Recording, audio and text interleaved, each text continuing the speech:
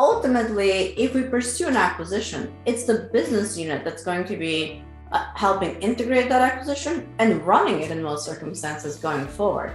So if you don't have a true champion in the business unit who's saying, this is the asset that's going to really accelerate my business. I want to do this type of M&A in this area.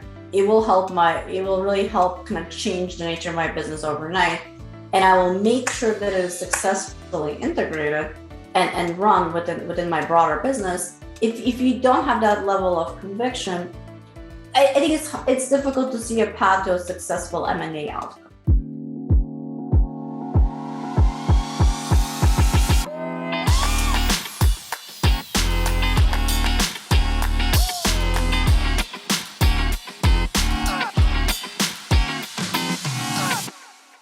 Welcome to M&A Science, where leading M&A practitioners share lessons learned from their experience. If you're interested in keeping up with the latest from M&A Science, visit mascience.com, subscribe to our free newsletter. Every Monday, we share highlights from our interviews and invitations to events as we build the greatest community of forward-thinking M&A practitioners. Again, that's mascience.com. I'm your host, Kison Patel, CEO and founder of M&A Science. Joining me today is Siran Tanielyan, Senior Vice President of Corporate Development at Paramount. Paramount is a leading media and entertainment company that delivers the largest share of the U.S. television audience. Their portfolio includes CBS, Showtime Networks, Paramount Pictures, Nickelodeon, MTV, Comedy Central, and more. They also trade on NYSE under PGRE. Today, we're going to talk about how to develop your M&A thesis. How's it going today, Siran? It's going wonderful. Thank you so much for having me. I'm very excited to be part of this wonderful series. Oh, my pleasure. I'm excited for our conversation. Can we kick things off with a little bit about your background? Absolutely. Would love to. Yeah. I mean, you're not going to be surprised to hear that I was an investment banker in a past lifetime. In fact, I think a lot of investment bankers do tend to move on to corporate development over time.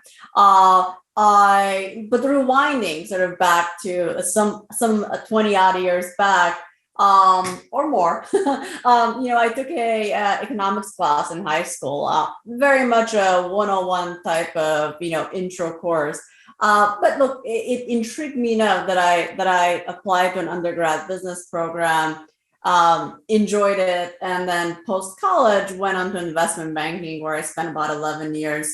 Most of it at UBS in media and telecom.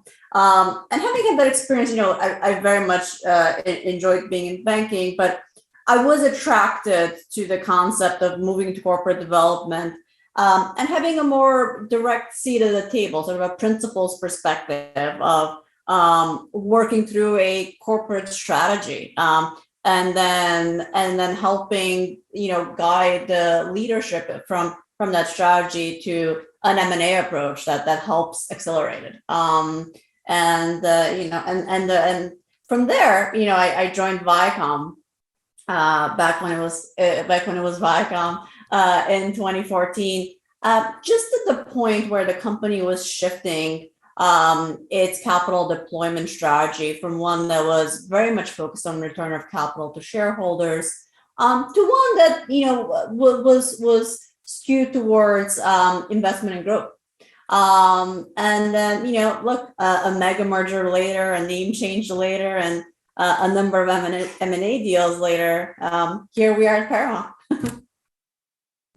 I won't hold the Ivy background against you. We usually, once you're at least a year in corporate development, that starts fizzling away. And it is an interesting point around the principal's perspective.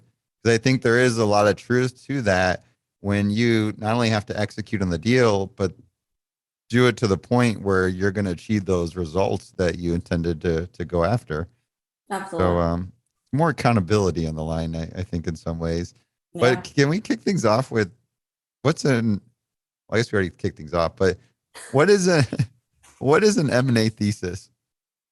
I mean, it's an interesting question. Look, I mean, I think the way we think about it and the way that, I anticipate our other corporate peers think about it is, sort of developing a view on the specific areas where M&A could be deployed and could act as a accelerant to the broader corporate strategy. We try to form that investment thesis in advance of evaluating specific opportunities. Obviously, it doesn't always work out that way, but that's really ultimately our goal is to have an investment thesis developed around specific areas that would support our business and allow us to be in a position to be efficiently reactive when opportunities come up. So now, what are the questions that we're trying to solve for when we develop an investment thesis? I mean, I think generally it tends to be, and obviously these are predicated on kind of what is your broader corporate strategy. But what are the areas we need to strengthen to be better positioned to deliver on that strategy, right? Number two, of those areas, which ones are really viable to be supported by M&A? There's going to be certain areas that are more likely to be supported by organic investment. And then number three, once you've determined kind of where do you want to invest and where do you want to invest in an M&A approach, number three is, what are the specific targets that you would rank on your list as being the most attractive ones that can support your goals? So that's kind of how we think about it broadly. It's not a single investment thesis, right? I mean, there tends to be a number of different theses around specific areas of our business where we are focused on M&A, and we think M&A will be an effective lever in kind of growing parts of our business. Is there something that helps you determine that, where I guess it's like organic growth versus inorganic growth, or where specifically do you get that sense that this business line would benefit from acquisitions? Like what are some of the criteria? It's an interesting question, and look, a lot of it, to be frank, a lot of it tends to be sort of driven by iterative discussion with our business unit leads, the individuals that are close to the operation. They see how the business functions day in and day out, and certainly we can use maybe Paramount as, I think, a good example. I mean, obviously that's where we are sort of close to the business. I think as we think about, let's say we look at a few areas where we want to, from a corporate strategy perspective, focus our time. And I think it's no surprise that kind of based on what our leadership has said publicly, streaming are sort of our top priorities at the moment. And what does that mean? Within streaming, that's obviously a pretty broad kind of comment, right? So within streaming, obviously there's sort of the question of, are there consumer audiences that we can't reach today with our streaming product that we want to try to be able to reach? Are there, consumers that we're not able to reach because of how we're distributed, where we're available, right? Is there content, specific IP, franchises that we need to add to our platform to make it more exciting, to make it more interesting, and to help us retain and get current customers and get new customers within our sort of target demo. And then could we improve our user interface, language availabilities, other functionality in a way, again, that helps us retain customers and helps us encourage ongoing customer usage. So that's sort of kind of how we might think about the different areas kind of within a broader corporate strategy of streaming. And as we think about each of those areas, I think questions that come up are, do we have the engineering, bandwidth and ability to improve and accelerate along some of these parameters? Maybe the answer on new interface is yes. We have large teams that are really focused on developing new user interface, and we don't necessarily need to acquire in that area. But perhaps there's certain specific functionalities where we determine that we don't have the engineering expertise to really be able to organically tap into that specific component. Now, is that something that corporate development by themselves can make a determination? I'll be frank, I'm not a technology person. So the simple answer is no. So how do we get to an answer on that question? We spend time with our technology team. We spend time with our product teams. We spend time with the biz dev teams that really focus all their time on kind of parts of our streaming organization. And that's how we determine what are some of the more specific modules where we just don't think we have the resources internally, and the time it's going to take us to ramp up on those resources, 6, 12, 18 months, is simply too long, kind of in the context of a fairly quickly evolving ecosystem. And so it's through those kinds of very detailed conversations with our partners, with the folks that are closer to the operations or closer to the technology, closer to the product, where we really figure out, where can we do it ourselves, and where do we really need to think about M&A as a way to accelerate what it would take to build it on our own. Let's take as an example another area, IP, right? Certainly one can develop IP. So the answer on M&A is not mutually exclusive. Our business is creating new content, is creating new characters, new stories, etc. We do that as a matter of practice. But is there a way to, again, add more scale, add more volume by going out and acquiring IP that already exists, that's already been out in the market for many years, that people of different demos are already well familiar with and recognize, so that you don't have to start, sort of a greenfield development of IP and build it over a number of years, but you can add a character or story that people are already familiar with. Certainly, I think again that tends to be a situation where it's not a mutually exclusive answer. It's really you're doing both. You're doing organic and you're thinking about inorganic as well. So that's a bit of a long-winded way of saying it. I think it's determining that what is the areas where you want to kind of build an investment thesis does tend to be a combination of really being collaborative with your operating partners, and thinking about areas where you can kind of jointly pursue organic and inorganic activities.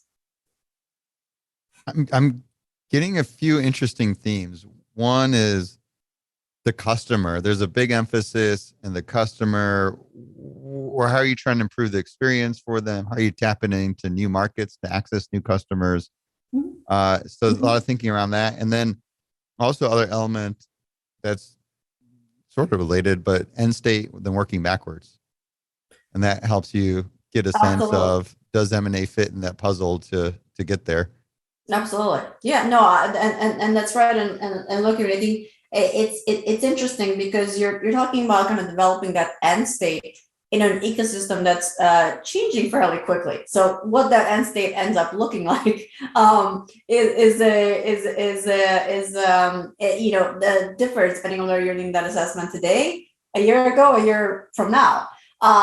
But yes, I mean, I think as we think about that, it absolutely is kind of a question of, where do we want to be in terms of number of subscribers? Where do we want to be in terms of who we're serving, how broad of an audience we're serving, what markets we're tapping, and thinking about, okay, well, how do we get there? Is what combination of kind of the classic buy, build, and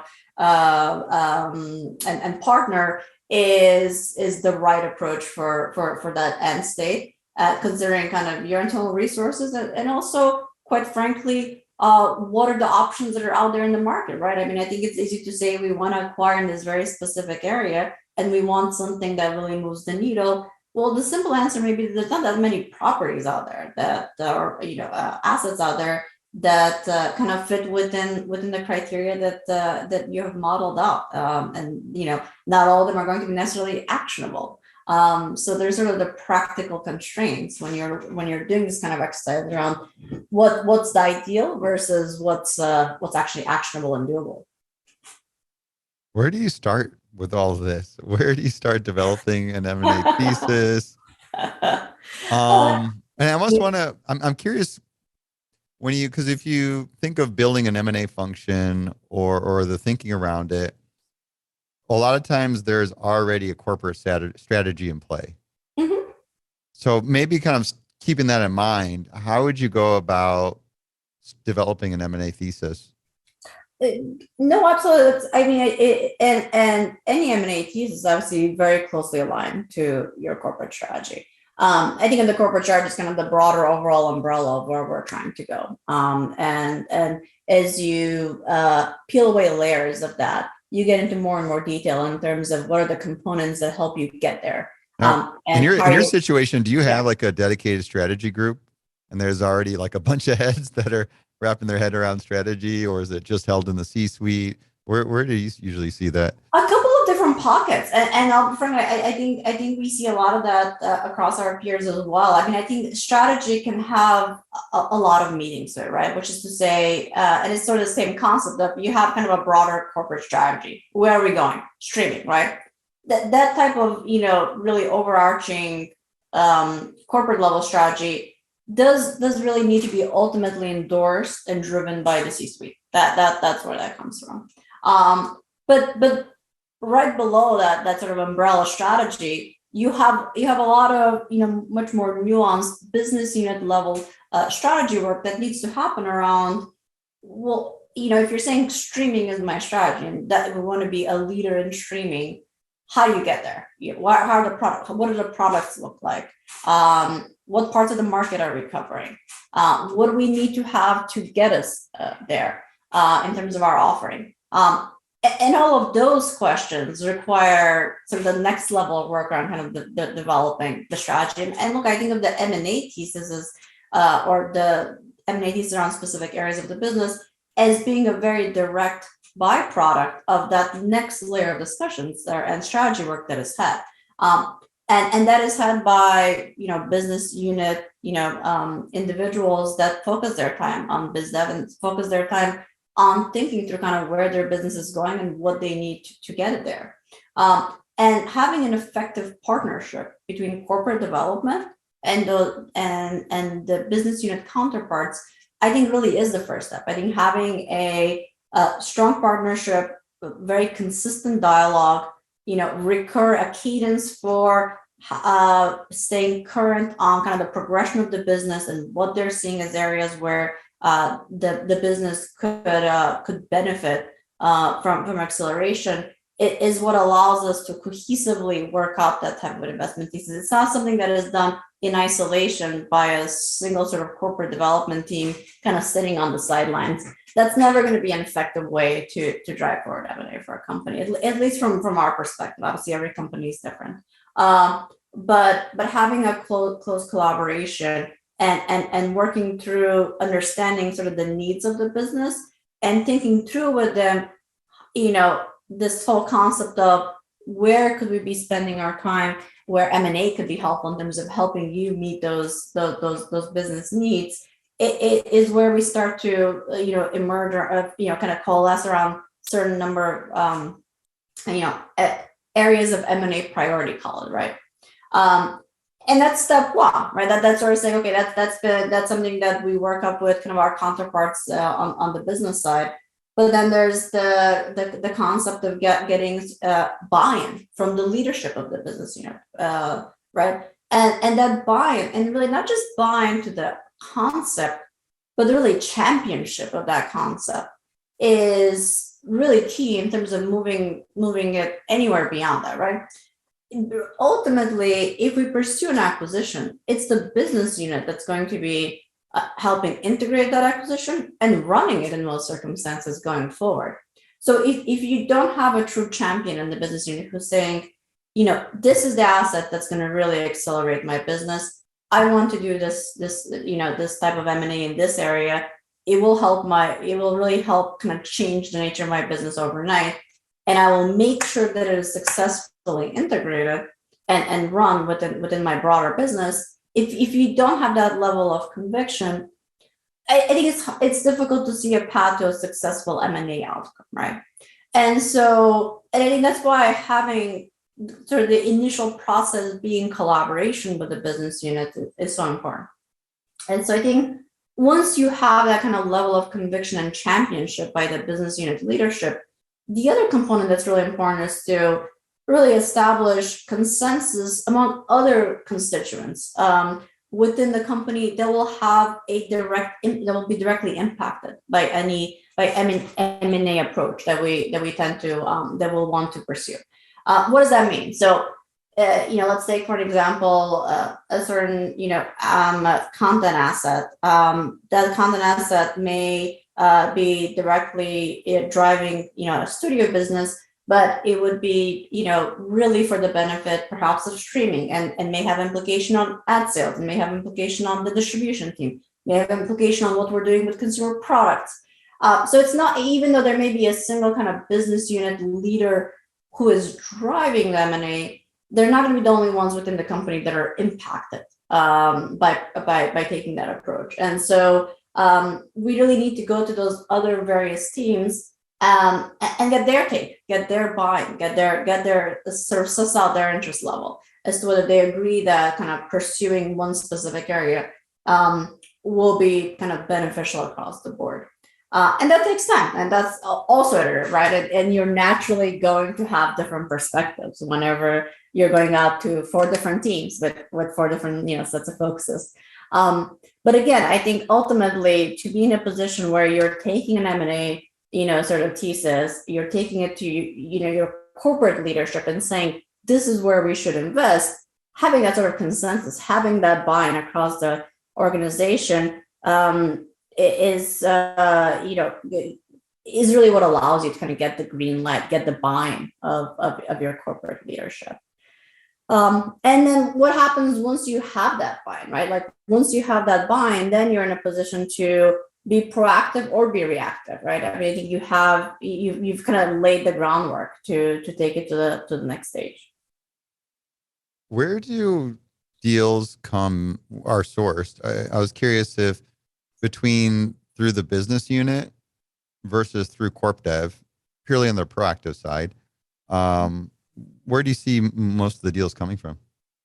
It's across the board, and similar to what I was mentioning in terms of how we approach kind of developing a thesis, or and really focusing on collaboration. It's the same in terms of sourcing, right? And so just to use as an example, if we determine that we are going forward in a specific area and we've identified 10 targets that we think are valuable, perhaps we've ranked them, we have a sense of kind of which ones we want to approach, and we've determined that sort of doing an initial proactive outreach is the right next step. We'll figure out kind of where we have existing relationships, right? Where is there an existing dialogue? And it tends to be sort of a close combined effort between the business unit and corporate development in terms of going out and making those calls.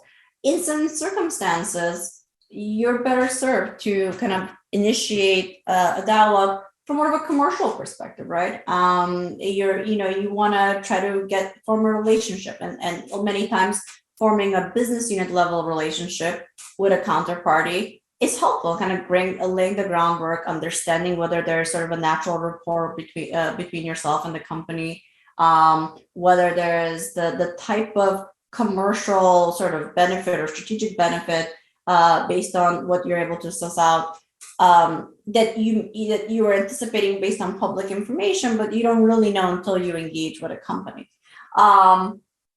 And so in those cases, it's really preferred for the approach to be done on the business unit side.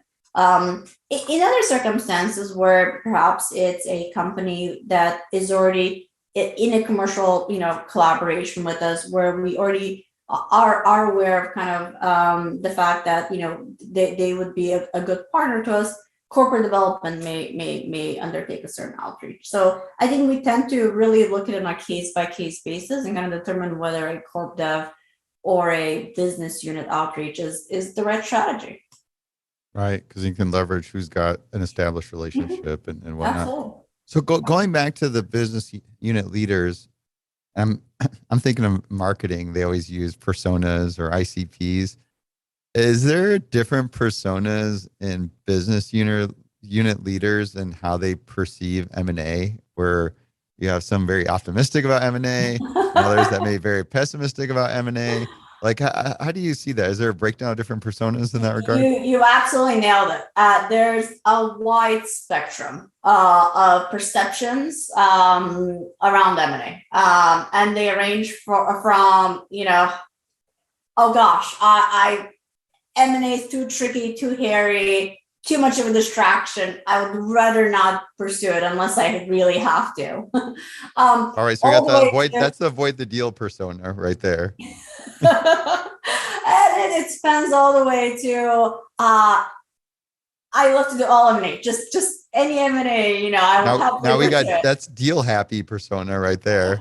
We got the deal happy. We're absolutely it's exciting. Let's do deals. And look, I mean, I think as a corporate development professional, one has to be in a position to work with the whole range of personas, and know that going in, right? I think if you are thinking about an opportunity in an area that is led by a business unit leader who you're aware is deal happy, I think it's important to manage expectations and manage excitement early on, to make sure that you're focusing on, one, we have to do our diligence. We really have to understand where this is the right target before we endeavor too far. Managing expectations on kind of bid process and valuation and making sure that you're taking things sort of one step at a time. Meanwhile, I think if you're dealing with a persona that is M&A shy, there's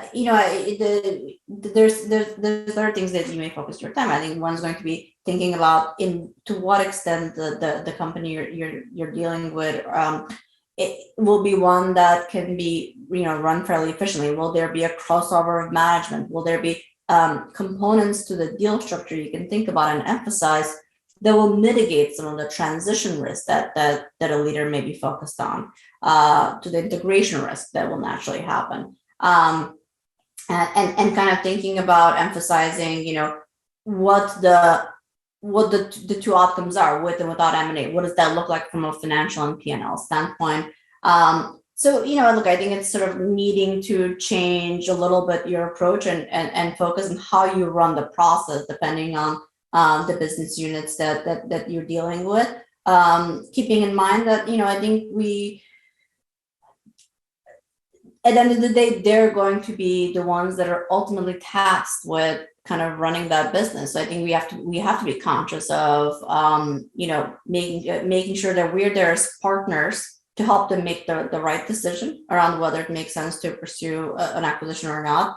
And unlike when you're in banking, I think we have to be in a position also sometimes to say, no, this is not the right deal, right? I mean, we shouldn't be pursuing this, or the value has gotten to a point where it no longer makes sense for us to pursue it. I think it's easy to get into a situation where you are looking at M&A opportunities and you get very excited around that M&A opportunity, especially, if it is someone that's more deal happy, as you said, and letting that kind of personal excitement around the opportunity maybe to some extent cloud kind of your judgment as to where you're taking it and whether you keep pursuing it as the facts change during the process. Do you get any that's in the middle between being too adverse to M&A to too deal happy? Somebody that's a little bit corp dev thinking, balanced? Sure, no, it's I think of it as a continuum versus bookends. It's really across the board. So we could have a balanced M&A BU lean it persona. There just might not be as many out there. I like that persona. I'm a fan already. Yeah, because then you can build out and say, hey, this is where I'm trying to get everybody at. So you're really trying to bring everyone to the middle. Absolutely. And look, yes, I mean, there's a little bit of that. It sounds like there's some therapy work involved with this, because you're doing a lot of listening. You're getting the person that's trying to avoid the deal, but understanding why are they trying to avoid the deal or what those concerns are. Yeah. So that if there is that right opportunity that does map to M&A, can you get in alignment? Can you get on the same page? Because ultimately they got to be the champion.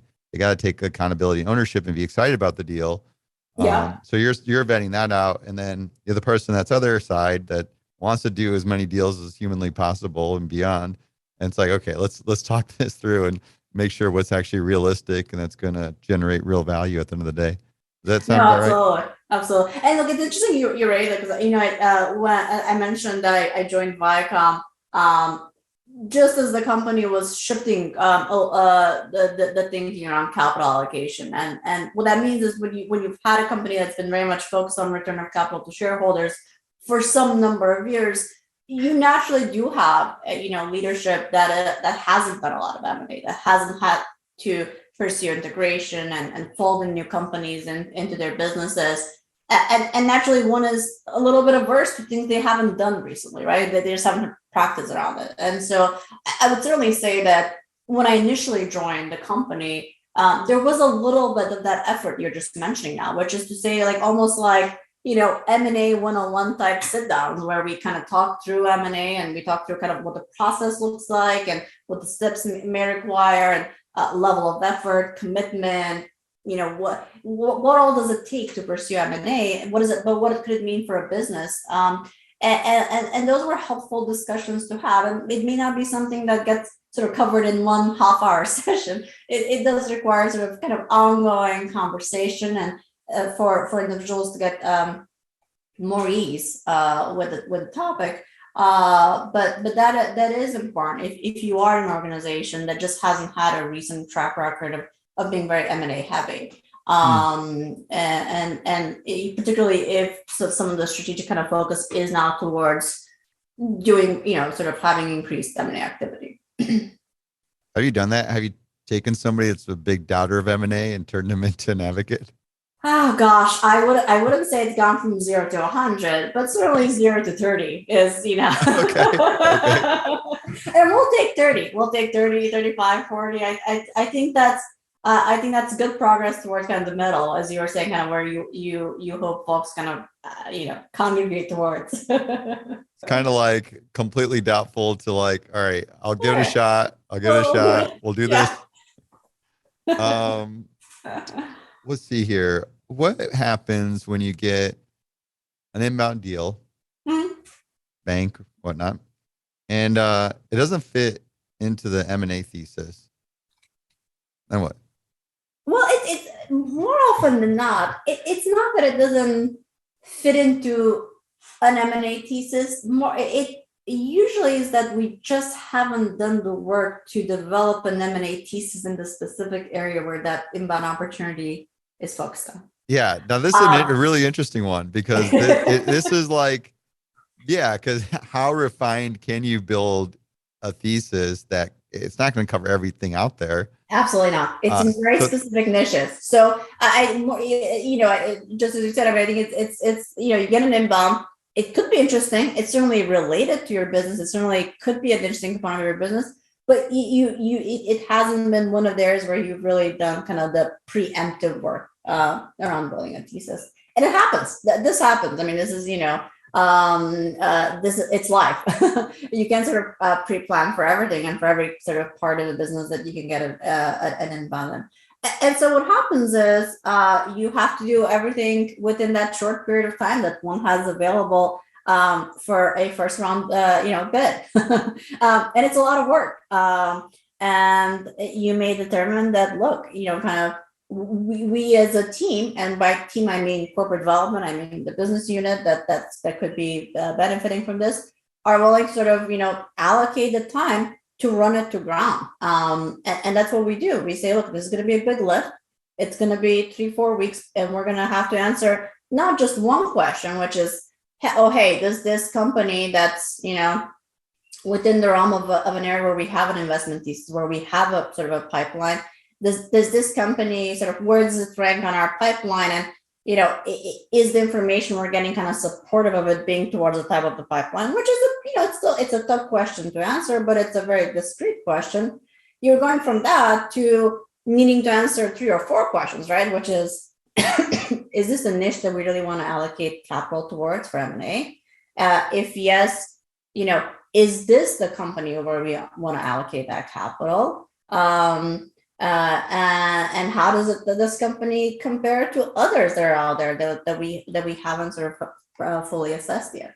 So it does require quite a bit of a lift. It's doable. It just puts more pressure on kind of all of the teams that are involved. But look, I think that this sort of relates to the reality of corporate development, which is that you're working with business teams who have a day job, right? I mean, I think they are running businesses. They're running an operating business, and there's a lot of effort that is required in doing that.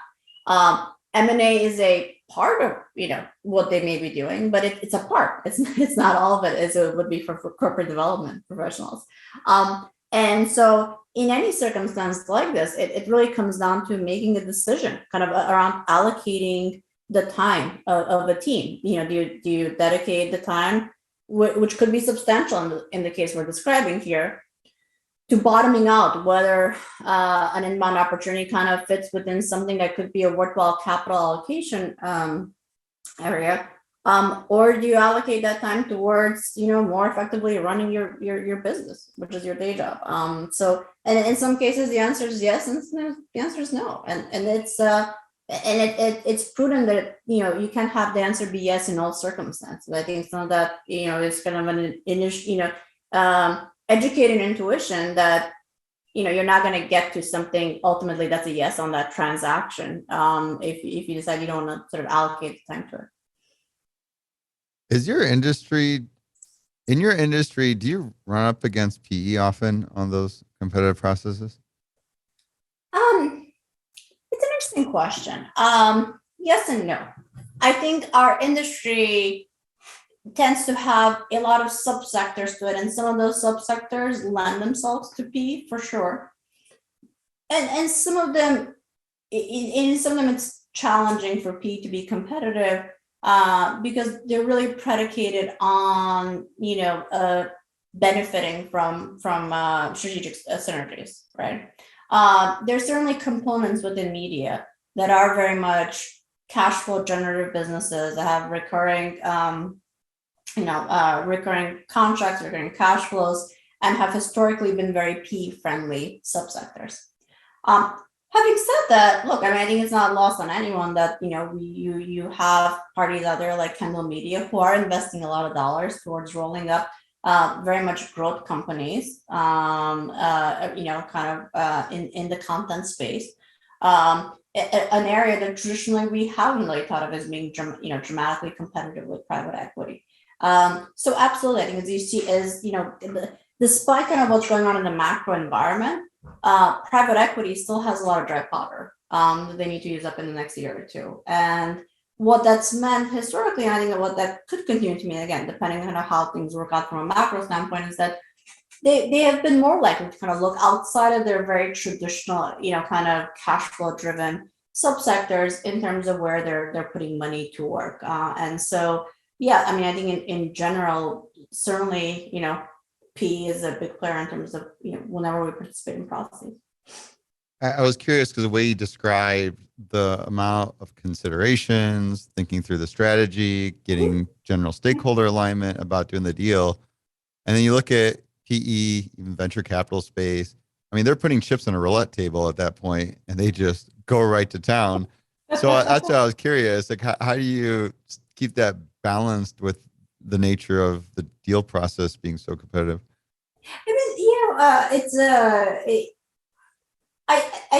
My belief and expectation is, and my hope is that on the advisor side, on the sell side advisor side, when you're running a process, that you're designing a process that takes into account having financial and corporate participants, right?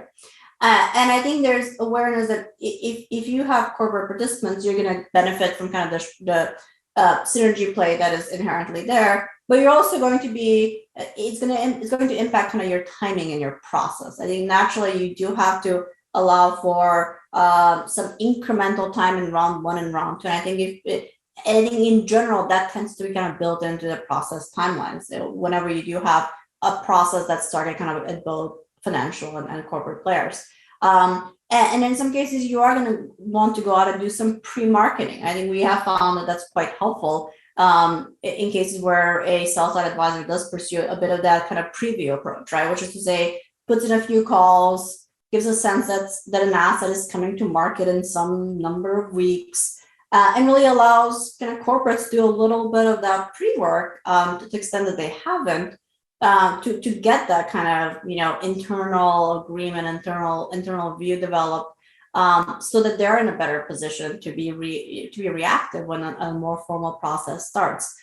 Certainly, I think from a sell side standpoint, you want to be best positioned to have as many participants involved in your process as possible. So to the extent that little tactics like that can be helpful in kind of getting certain players that do tend to have a little bit of a longer lead time involved in the process, why not utilize them?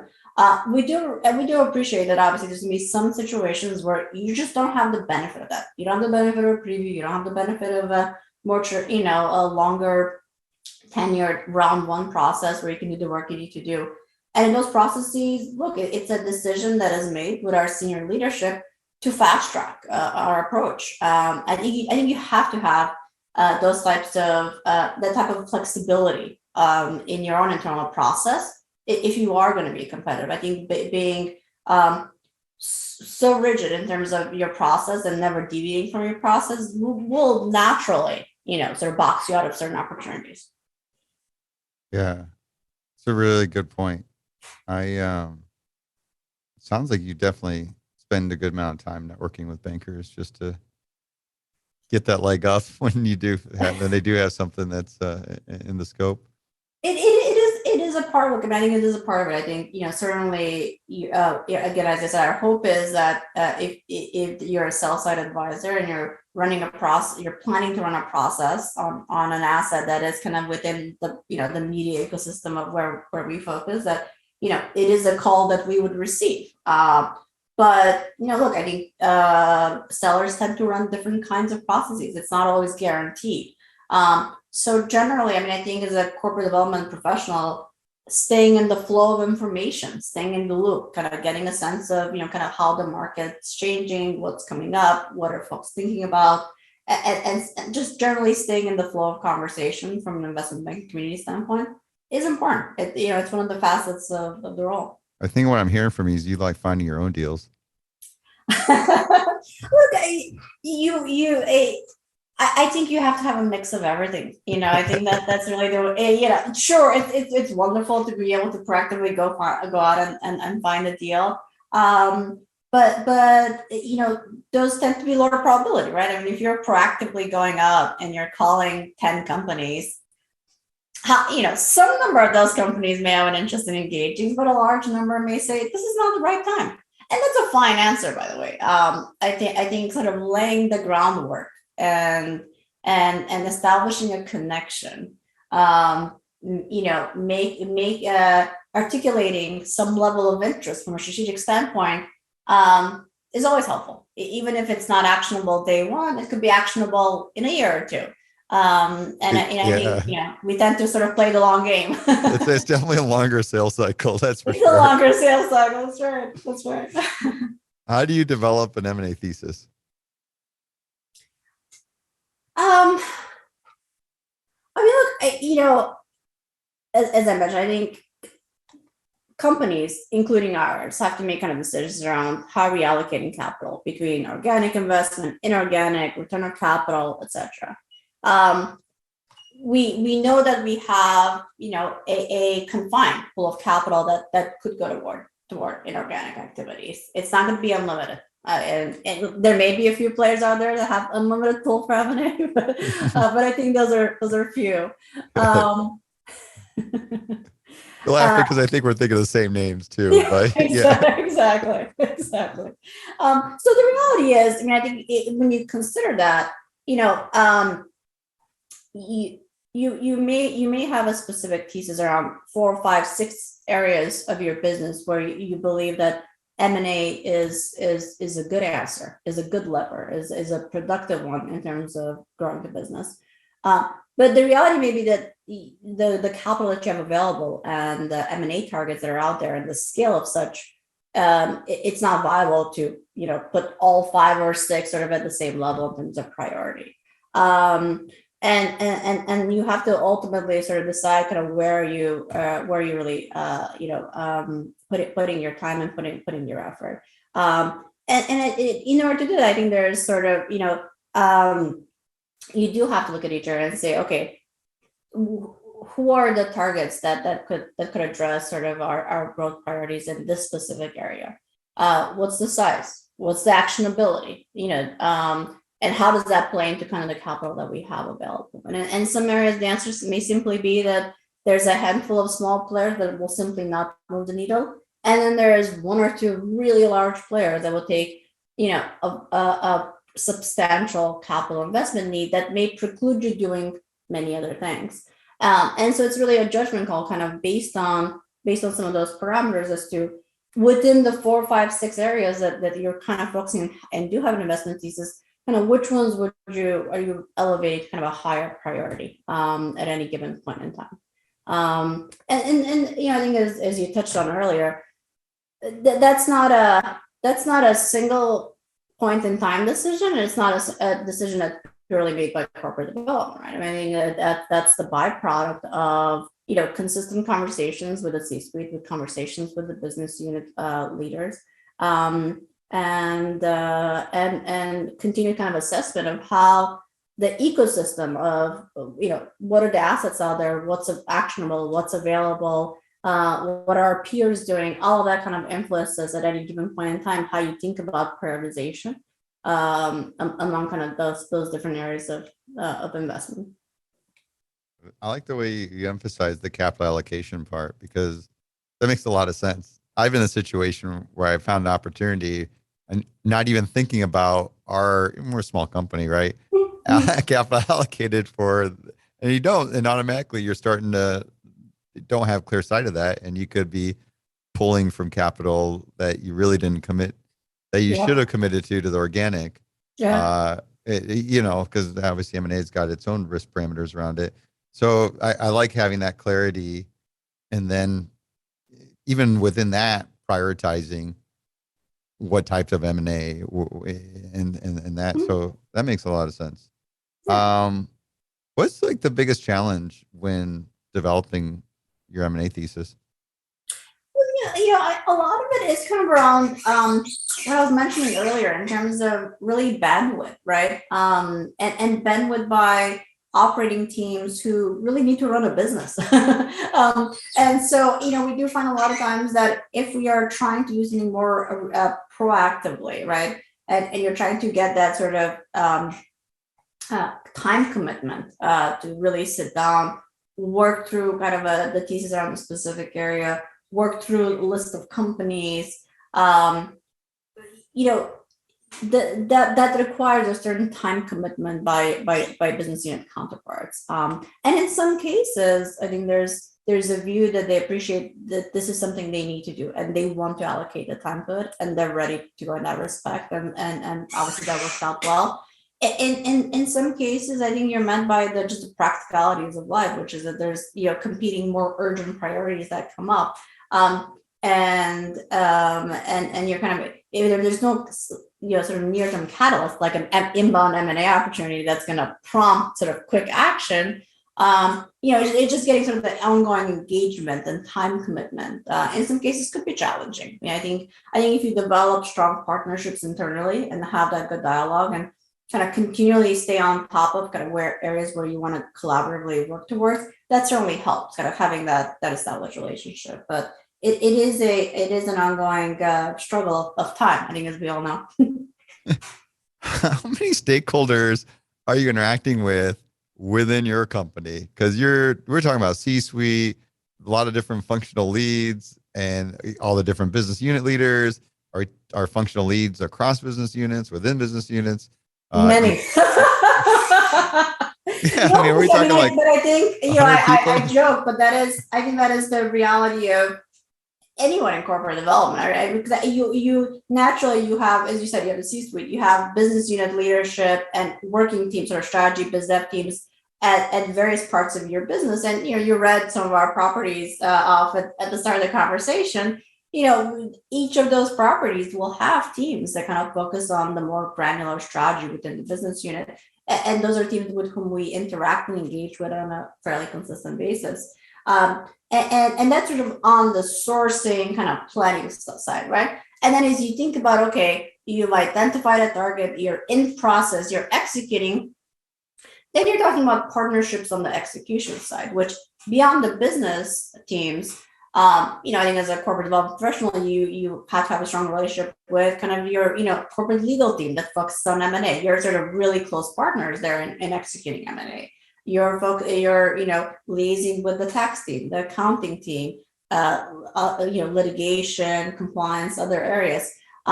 So I think one of the and that's part of what I think makes it a very exciting place to be, right? In a corporate development role, you're really touching many parts of the organization, kind of corporate functions, business unit functions, leadership.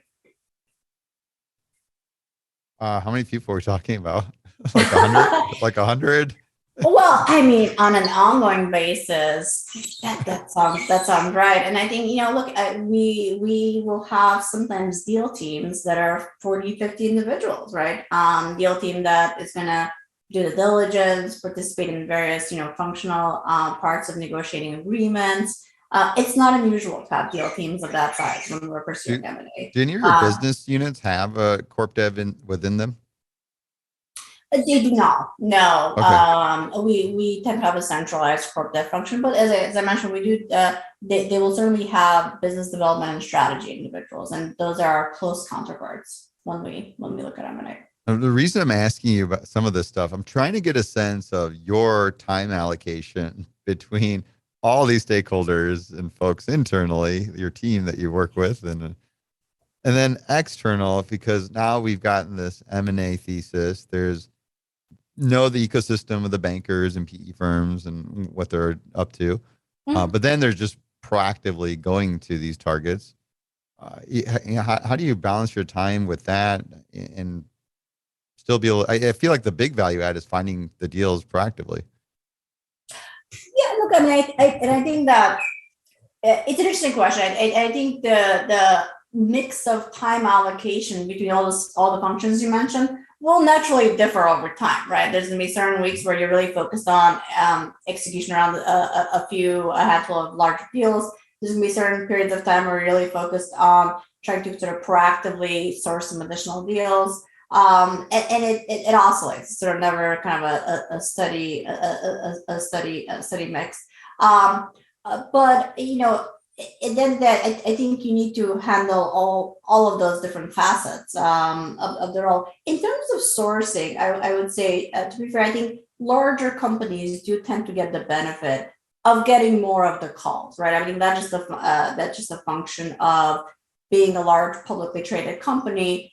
If you're on the sell side and you're pursuing a process and you're going out in a more regular way to a handful or more than a handful of names, you do tend to include the larger companies that are out there that are in or adjacent to the space of the sell side, the sell side company. And so I think the way you might approach corporate development, if you're at a smaller firm versus at a bigger firm, maybe a little bit different. I think the mix of proactive versus reactive may be a little bit different as well. I think, in most cases, we do tend to get a fair amount of inbound activity per year that we work through and that we spend time on with our partners on the business unit side. That does that mean that we don't do proactive? Absolutely not. We do a fair share of proactive approaches as well. But that's simply to say that I think most things that are generally actionable in some shape or another, I think we get a sense of, we hear about, we get the call, et cetera, and we can react to them and assess them instead. And then I think we have to sort of balance that with proactive in areas where in this specific cycle of where we are in time, we're just not seeing as many inbound opportunities, and so we have to try to create them, right? So it's a mix. It's a balance. I don't know that we get it exactly 100% right all the time, but we try. I being at Paramount, I bet you get some funny pitches where people are like pitching you movies or things like that. I don't know. Do you get stuff like that? It's I also think that the corporate development title sometimes leads to a bit of confusion on LinkedIn, because a lot of times in development, right, and in movie creation and episodic creation, there's sort of a development kind of concept in the title of individuals that focus on that space. It's a whole different kind of development. It's content development. You do? Okay, we'll say that for the last question because. But it does create quite a bit of confusion. I will say I've gotten more than a handful of pitches for movies, and I have to politely alert them that's not my area of expertise. That's so funny. I love movies, but I for sure cannot tell you what's going to be a commercially successful movie. How do you approach prioritizing companies in your list? It's interesting. I think there's certain parameters that are consistent across different parts of our business, and then there's going to be certain parameters that are more specific, and meaning depending on what sort of subset of companies we're trying to sort of categorize or prioritize. I think, as I mentioned before, actionability tends to be certainly a metric across the board that we look at. Does it mean that we can't approach a company where we don't know the level of actionability? No, of course not. But it certainly is helpful to have a sense of kind of which companies on our list we've heard are thinking about doing something proactive versus not. The other parameter, again, sort of related to some of our earlier conversation on capital, is size, right? And I think it's trying to get a sense of size, which is not always easy, by the way, because we're relying initially when we're doing sort of these kind of screening exercises, we're relying on public information. And sometimes there is helpful public information out there, sometimes there's not. But trying to get just a sense of size and kind of how that fits within the realm of, kind of that moves the needle, but still is not, prohibited from a capital standpoint. And then those are fairly general parameters. And then you go into kind of the area of more specific parameters. And let's take as an example IP, right? We talked about kind of IP, certain characters, episodes, or series, etc. that we may be evaluating. Let's say we acquired Garfield as an example some number of years back. Well-known, kids property, has been around for many, many years. Whenever we look at those kinds of IP opportunities, we may look at things like, what's the longevity in terms of that IP? How long has it been out there? What exists in terms of, created content versus ability to create the refreshed content around that IP?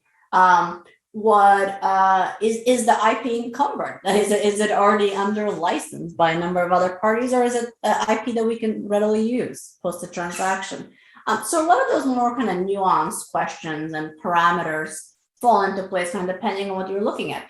The items that I just listed off are going to be dramatically different if you're looking at a niche streaming provider, right? I mean, very, very, very different kind of set of parameters. I'm not hearing you have a highly sophisticated, algorithm to calculate all this stuff. We don't have a Monte Carlo simulation for calculating. And it doesn't even looking at forecasting ROI, even, it seems like there's all these other factors that really drive your prioritization. Well, I think, look, there's a lot of softer qualitative drivers that really inform kind of where we want to focus our time.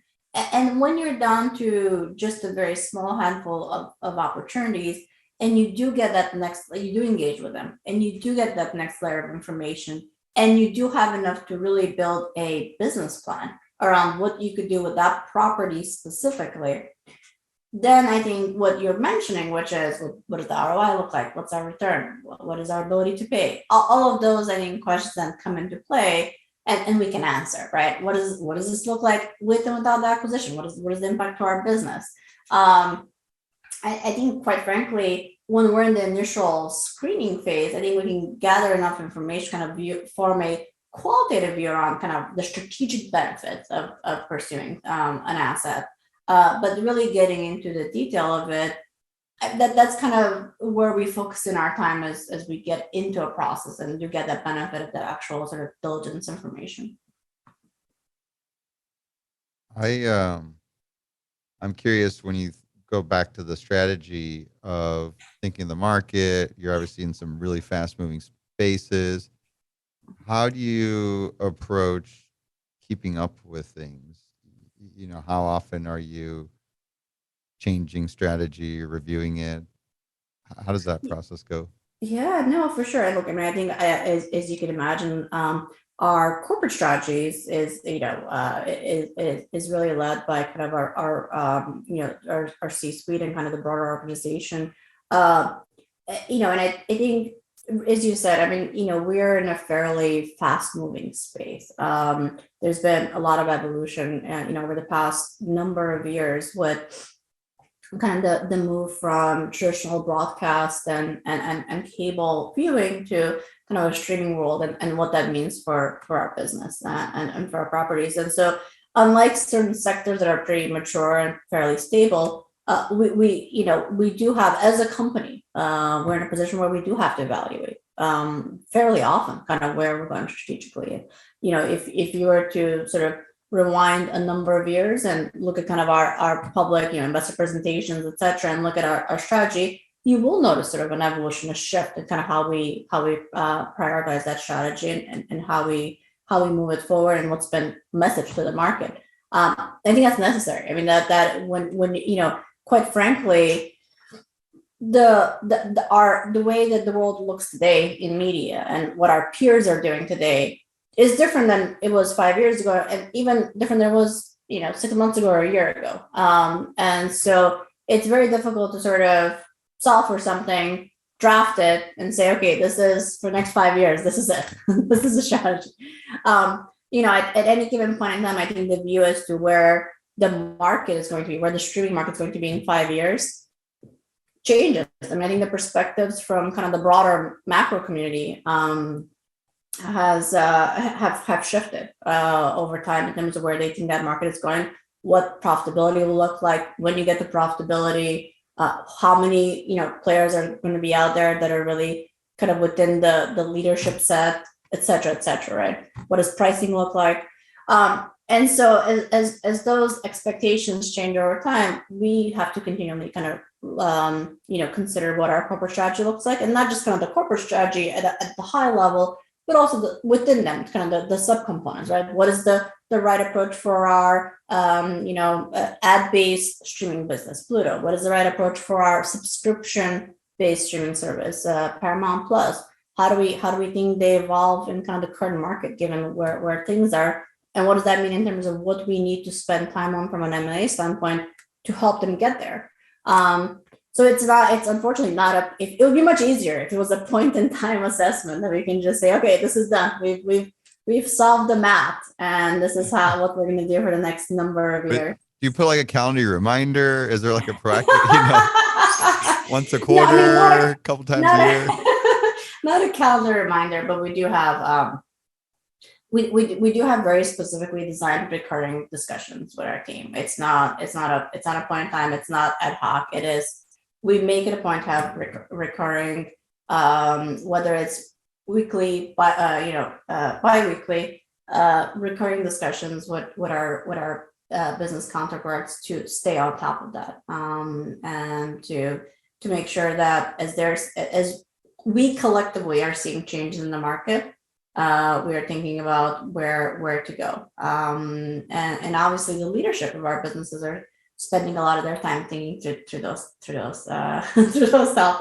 Do you have like a format for those meetings that works really well? Like, hey, what are you seeing in the market? Any new ideas or things we should not be doing?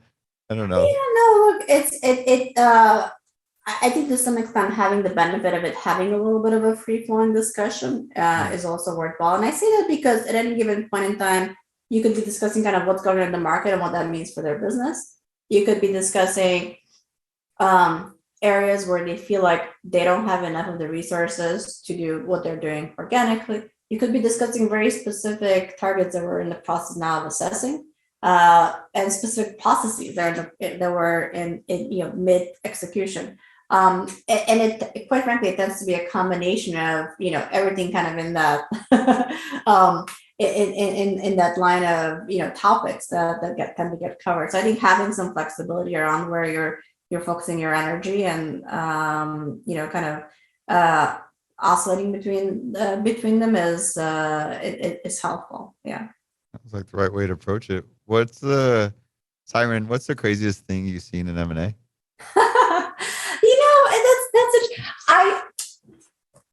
Besides getting pitched movie scripts, now that you gave that one out. I will just say off by saying that I wouldn't characterize this as crazy, but I do find that just sort of fascinating, pursuing cross-border M&A. It's just really interesting how different parts of the world approach M&A versus how we might pursue it in the US. And I don't mean kind of like I think in the US, if you're in an M&A process, it's procedural. Like, you have a round one, you know what you're doing, you have a round two, you're getting agreements. It's you know what the steps are. With cross-border M&A, and specifically around sourcing cross-border M&A, it's interesting because it's not necessarily, call someone up and say, are you interested in selling your company, right? It just simply doesn't work that way. I think in a lot of cases, you're dealing with companies that are family owned. That's been the family business for some number of years.